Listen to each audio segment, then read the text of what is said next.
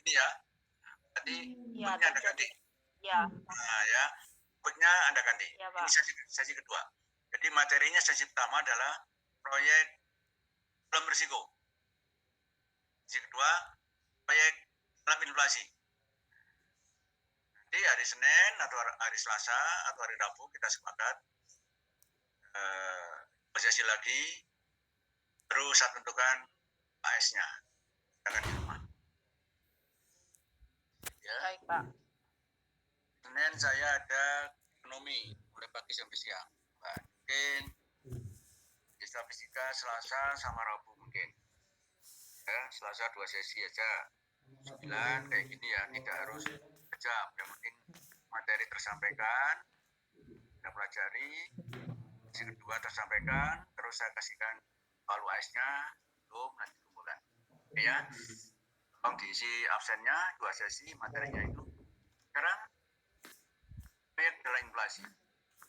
Terjadinya inflasi dibedakan menjadi dua. Pertama, karena pengaruh terlalu banyaknya uang yang beredar dibandingkan dengan arus barang dan jasa. Jadi lebih banyak uangnya yang beredar daripada barang dan jasanya. Itu terjadi inflasi. Sehingga terjadi excess demand.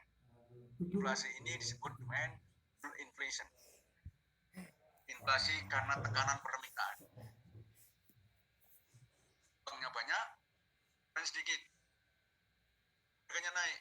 Nilai uang tidak ada artinya. Itu inflasi ya. Karena terlalu banyak uang yang beredar. Jadi kalau negara itu terlalu banyak nyetak uang, kacau nanti. Akhirnya nilai rupiahnya anjlok, nggak ada nilainya. Banknya mahal. Jadi jangan gampang, kok utang mau nyetak duit kok enak. Nah, bukan seperti itu. Ya. Kalau uang yang beredar terlalu banyak, barang yang diproduksi sedikit, akhirnya harga barang naik, nilai rupiahnya tidak ada artinya.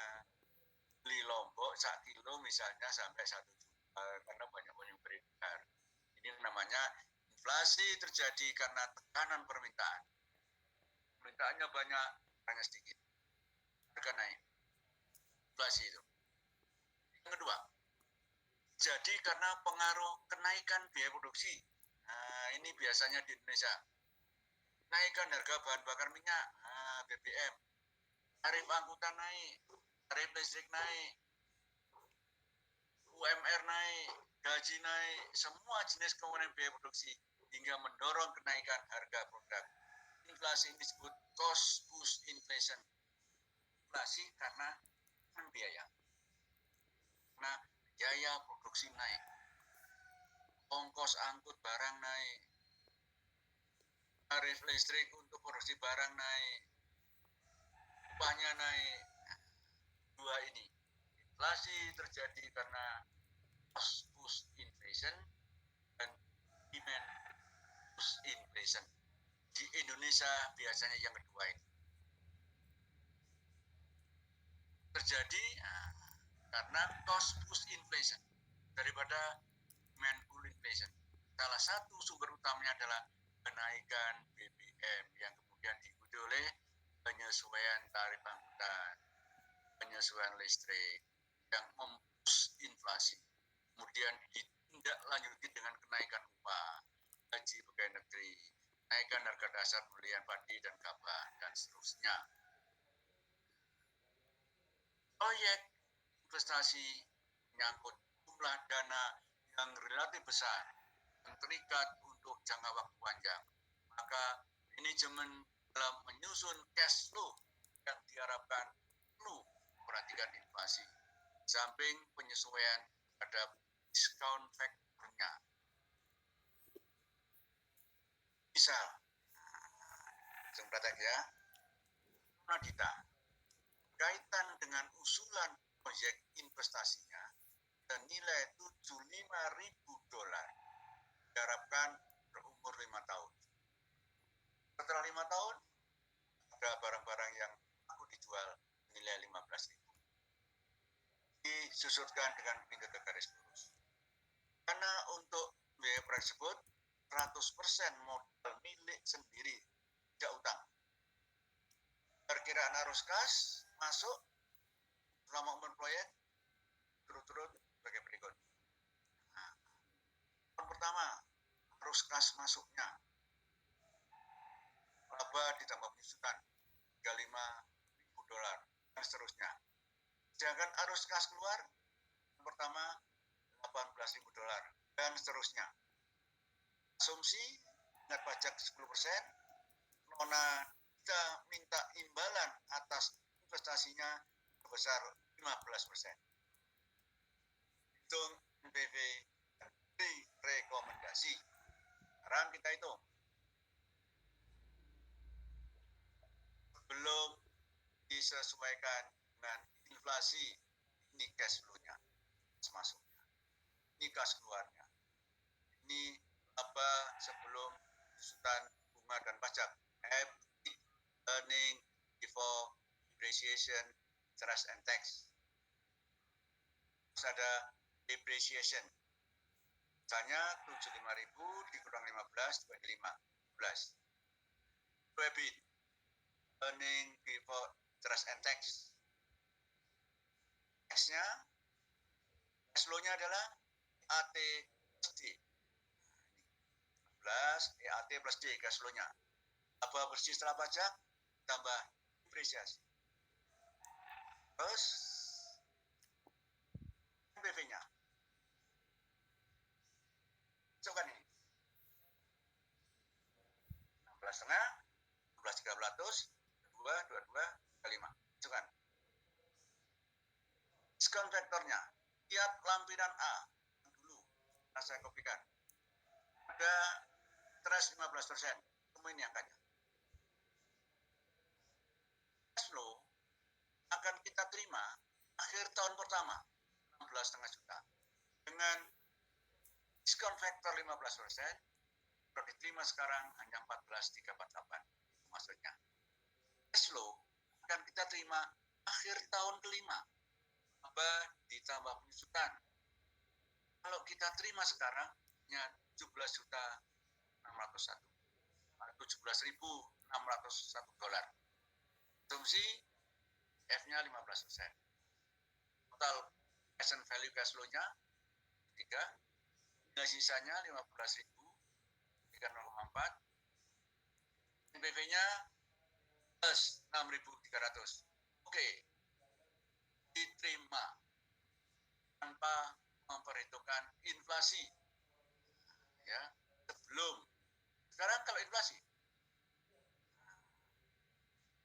Setelah dilakukan penyelidikan secara hati, ditemukan bahwa arus kas masuk dan arus kas keluar ternyata belum disesuaikan dengan inflasi yang diperkirakan rata-rata sebesar 9% per tahun. Sini ya, praktek sekitar 2% setahun. Yang asumsi saya biar enak. Karenanya, Nona Dita mengambil kebijakan bahwa arus kas masuk perlu disesuaikan sebesar 7%. Sementara arus kas keluar perlu disesuaikan 8%. Nona Dita minta imbalan atas inflasinya 24%. Dari mana? Sebelumnya 15 tambah 9 inflasi hingga 24. Ya. Minta return. Nona Dita minta return 24%. Yang semula hanya 15 belum memberitakan inflasi. Setelah ada inflasi 9 tambahkan 24. Jadi cash flow-nya disesuaikan 7% untuk kas masuk dan 8% untuk kas keluar. Ini kebijakan, tergantung investornya. Boleh ini 9, ini 10, terserah. Ya. Oke. Cash flow yang semula berapa itu? Berapa ini? 35 ya. Inflow yang semula 35 disesuaikan 7% jadi 3745. Disesuaikan 7%.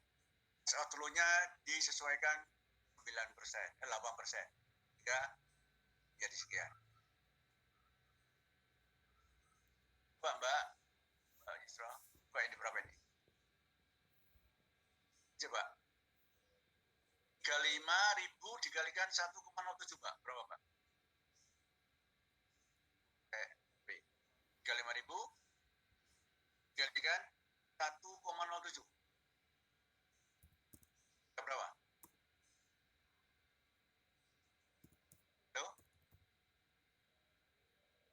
Atau Mas? Ada berapa, Mas? Halo? Bilang ya. Halo? Halo, Mas? Sebentar. Hah? 35.000 dikalikan 1,07. Sekian nggak sih?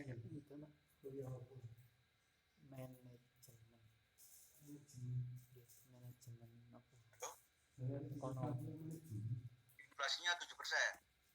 Iya. Saya singkat aja kebalikannya.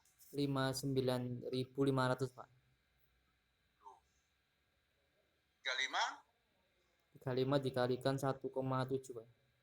1,07% kan? 7 kan 70%. 1,07.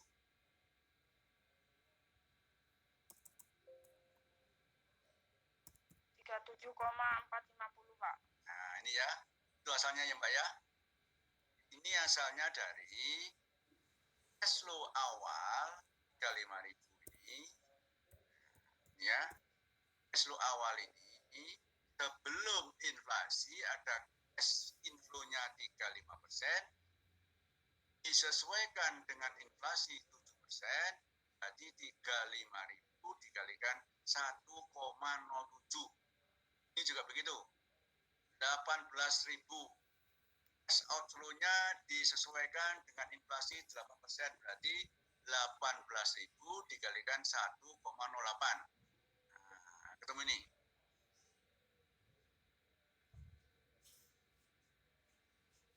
Nah, ini ya. Ini biasa. Ini biasa. Jadi aliran kas masuk disesuaikan dengan inflasi. Kalikan. Kalau inflasinya 3%, berarti 35.000 tadi kalikan 1,03. 3% adalah 0,03. Outflow-nya disesuaikan 8%. Berarti 18.000 dikalikan 1,08. Kamu 19.440. Oke. Masukkan semua. Ini adalah cash flow-nya. Masukkan di sini. Nah, Mbak.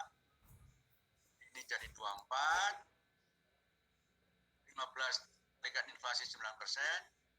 Akhirnya ditolak. Nah, ini bahaya ya. Kalau tidak disesuaikan dengan inflasi, baik tadi diterima. Jalankan. Setelah dijalankan, tunggu ada inflasi. Mampus. Dia akhirnya perusahaan investornya. Karena tidak mempertimbangkan inflasi. Harusnya di-reject. Ini. Minus. Di-reject. Ditolak. Karena NPV-nya minus. Sebelum dipertimbangkan adanya inflasi. Accepted plus $6.300. Oke. Tengah tahun kedua inflasi mulai mampus. Loh. Nggak sama ini dengan brandnya. Brand kita sekian loh. Ya. Brand kita ternyata dia lender, tidak mempertimbangkan inflasi 9%. Ya. 9%. Boleh di sini. Ini kan kebijakan Nonadita ini.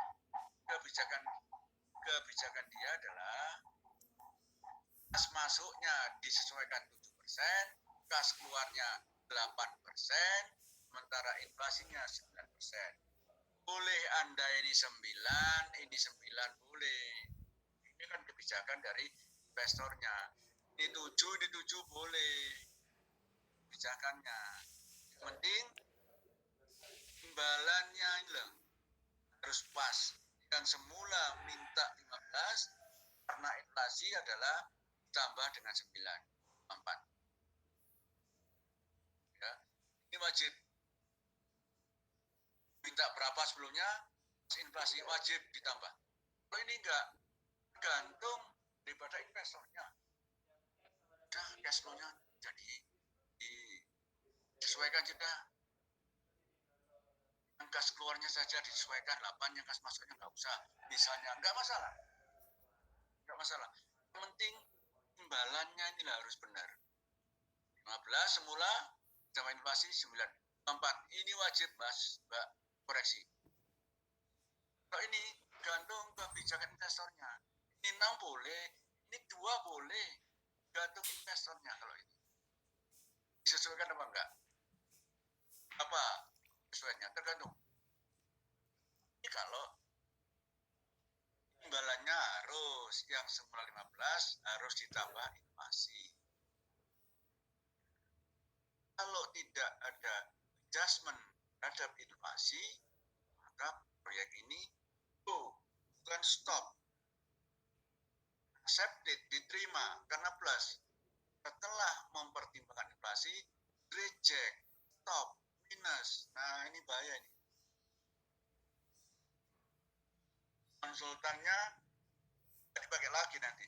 Kalau Anda buka konsultan, loh, dulu ini berinya kok sekian, sekarang kok meleset. Nah, nggak dipakai kemana nanti konsultan keuangannya. Oh, gini. Ya, ini gunanya. Jadi proyek yang tidak pasti,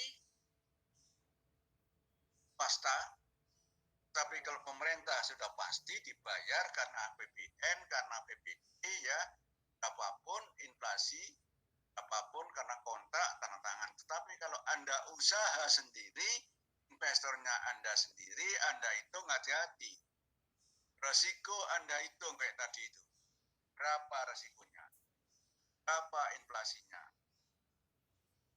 Lengkap. Jangan proyek tanpa resiko dan proyek tanpa inflasi. Kacau nanti. Nyataannya proyek risiko. Apalagi sekarang kondisi ekonomi jelek. Demi apa itu? Nah, nanti kalau sudah agak baik, tahun 2021 pertengahan, apa kira-kira? Nah, ya.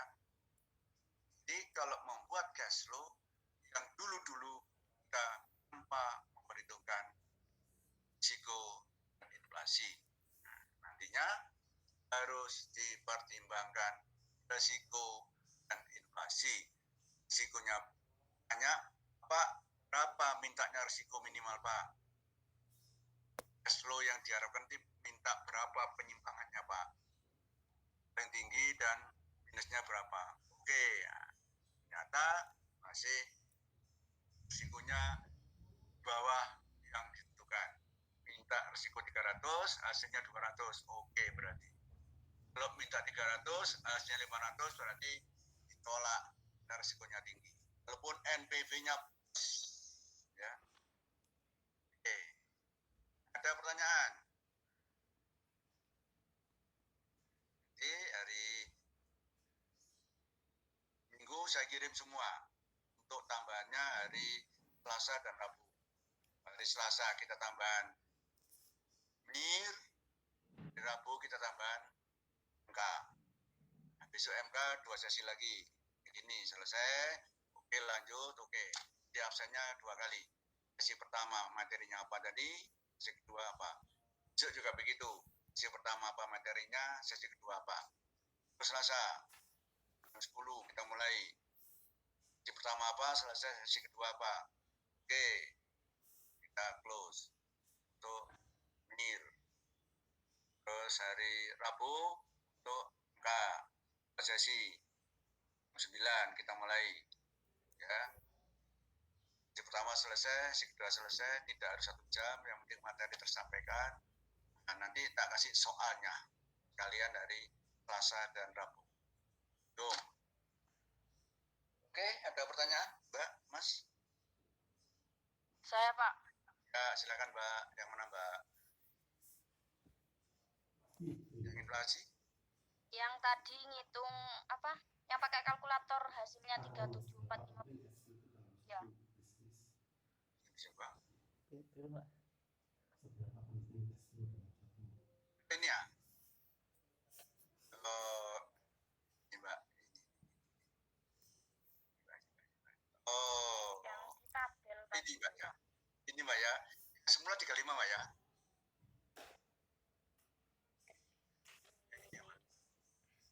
Ini Mbak ya.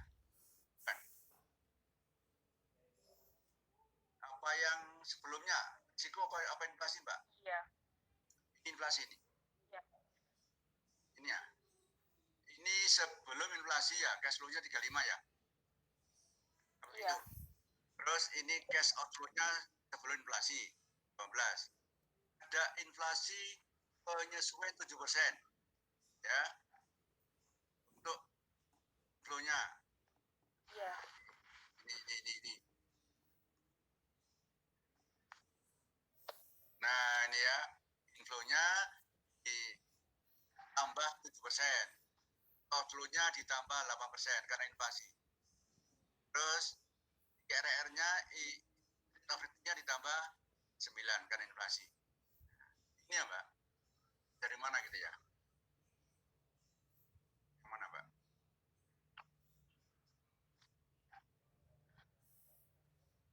Iya, yang tadi 1,07-nya itu loh. Iya. Kan tadi 37,8. 37,450. Itu Iya. kan hasil dari 35. ya hasil dari 35.000 dikali 1,07. Iya. Terus? Dikali 1,07. Iya, betul. 07-nya itu loh Pak yang saya bingung tadi. 7%. Nah. 7% ini kan keterangannya ini Mbak. Nah, karena ada inflasi 9% Mbak. Ya. Terus investor ambil kebijakan arus kas masuk perlu disesuaikan 7%. Ya. Berarti 1 plus 0,07. Nah, cara menyelesaikannya. Ya. Harusnya kan 7% dikali itu ditambah harusnya. Tumen. Harusnya kan 35.000 ditambah 7% dikalikan 35.000 Mbak. Harusnya. Sama. Mak saya potong kompas 1,07 dikalikan 35%. Di mana 1,07 adalah 1 plus 0,07. 7% adalah 0,07. Kalau naiknya 5% ya 1,05. Nah, ya. Di mana dari 1 plus 0,05. Atau secara sederhananya langkah awalnya adalah ini dari mana? Dari 35.000 ya ditambah 7% dikalikan 35.000. Nah, ketemu ini. Aman nanti kamu hitungnya, waktunya nggak nutut. Sehingga saya rumuskan kalau ada inflasi 7% maka cash flow sebelum inflasi 35.000 ini. Nah, ini kalau inflasinya 7%, berarti 35.000 dikalikan 1,07. Nah, kuat itu Pak. Kalau hitungan lambat, berapa 7% dari ini? Nah, naiknya kan 7% dari ini. Hasilnya tambahkan. Sama. 35.000 ditambah 7% dikalikan 35.000. Hasilnya adalah 37.450. Terlalu lama ngitungnya. Efisien Pak. Ini asalnya dari 35.000 ditambah 7% kalikan 35.000 Pak. Temu ini. Gitu loh ya. Tapi hitungan kilat 35.000 dikalikan 1,07 sama hasilnya. Ini juga begitu. 18.000 dikalikan 1,08. Karena inflasinya 8% untuk arus kas keluar. Atau 18.000 ditambah 18% kalikan 8% dari 18. Mbak, hitung Mbak. 35.000 tambah 7% dikalikan 35.000. Ketemu ini. 7%-nya dari 35.000 berapa, Is? Ya, coba hitung. 2040. 0,07 dikalikan 35.000. Berapa? 1.450.